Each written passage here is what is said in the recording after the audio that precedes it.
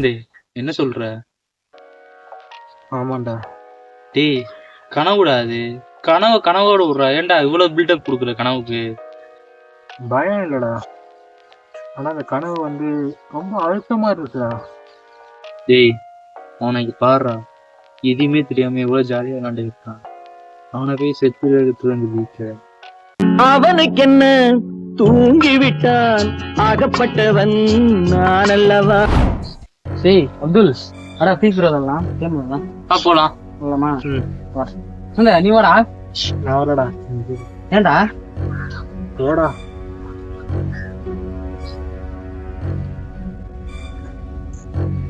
மஜாவாதான் இருக்கு, நல்லாதான் இருக்கு.